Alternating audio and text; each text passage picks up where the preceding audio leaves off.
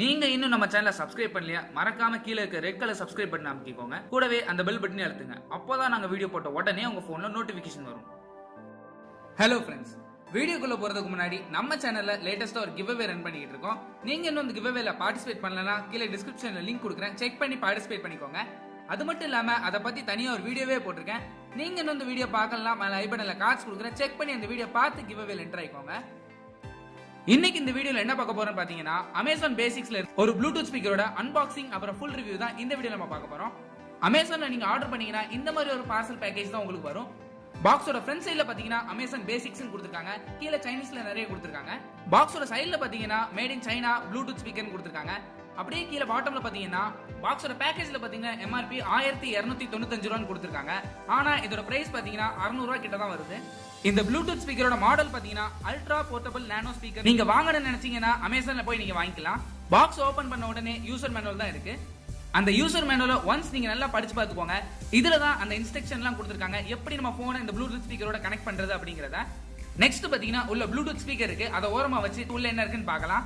இந்த ப்ளூடூத் ஸ்பீக்கரை சார்ஜ் பண்றதுக்காக மைக்ரோ USB கேபிள் மட்டும் கொடுத்திருக்காங்க, எந்த அடாப்டரும் இல்ல. நார்மலா உங்க போன்ல யூஸ் பண்ற USB சார்ஜ் அது மூலமாவே நீங்க ஈஸியா சார்ஜ் பண்ணலாம். அது மட்டும் இல்லாம இந்த USB கேபிள் பாத்தீங்கன்னா ரொம்ப ஷார்ட்டா இருக்கு, அதனால நீங்க மேக்ஸிமம் இதை யூஸ் பண்ண முடியாது. நெக்ஸ்ட் ப்ளூடூத் ஸ்பீக்கருக்கு வருவோம். என்கிட்ட இருக்குது பிளாக் கலர் வேரியன்ட், இதுல இன்னொரு கலர் கூட இருக்கு, நீங்க அது நினைச்சா கூட வாங்கிக்கலாம். இந்த ப்ளூடூத் ஸ்பீக்கர் பில்ட் குவாலிட்டி பாத்தீங்கன்னா நல்லா தான் இருக்கு. பாட்டம்ல பாத்தீங்கன்னா அமேசான் பேசிக்ஸ் கொடுத்திருக்காங்க. சைடுல பாத்தீங்கன்னா USB போர்ட் கொடுத்திருக்காங்க, இது மூலமா தான் நீங்க சார்ஜ் பண்ண முடியும். ப்ளூடூத் ஸ்பீக்கரோட சென்டர்ல பாத்தீங்கன்னா ஒரு ரப்பர் ஃபினிஷிங் கொடுத்திருக்காங்க. இந்த ரப்பர் ஃபினிஷிங் மூலமா தான் நீங்க எந்த ஒரு ஹூக்லயும் மாட்ட முடியும். டாப்ல பாத்தீங்கன்னா பட்டன்ஸ் கொடுத்திருக்காங்க. இந்த பட்டன்ஸை பிரஸ் பண்றதுக்கே நல்ல ஒரு ஃபீல் கொடுக்குது.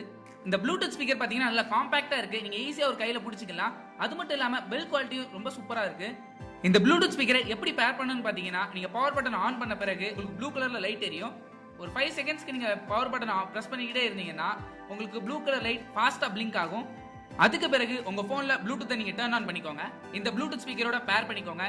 பேர் பண்ண பிறகு நீங்க ப்ளே பண்ணீங்கன்னா இந்த ப்ளூடூத் ஸ்பீக்கர்ல ப்ளே ஆக ஆரம்பிச்சிடும்.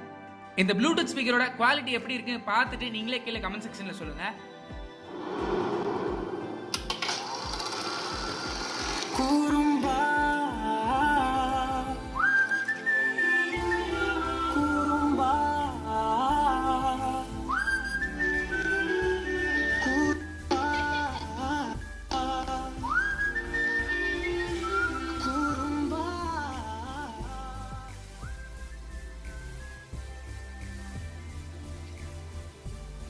இந்த ப்ளூடூத் ஸ்பீக்கர்ல ஃபுல் சவுண்ட் ரீச் பண்ண பிறகும் நீங்க வால்யூம் பட்டன் அமுக்குறீங்கன்னா இந்த மாதிரி ஒரு சவுண்ட் கேட்கும்.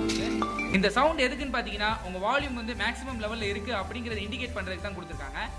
இந்த ப்ளூடூத் ஸ்பீக்கர்ல இருக்க பெரிய பிரச்சனையே என்னன்னு பாத்தீங்கன்னா, நீங்க பிளாட் சர்ஃபேஸ்ல இதை வைக்க முடியாது. அப்படி நீங்க வச்சீங்கன்னா அது வைப்ரேட் ஆகி மூவ் ஆக ஆரம்பிச்சிருது. இதை பாத்தீங்கன்னாலே உங்களுக்கு தெரியும். நான் இப்ப இந்த ப்ளூடூத் ஸ்பீக்கரை போன் கிட்ட வச்சிருக்கேன், கொஞ்ச நேரம் கழிச்சு பாத்தீங்கன்னா இது மூவ் ஆகி இப்ப தள்ளி வந்துடும்.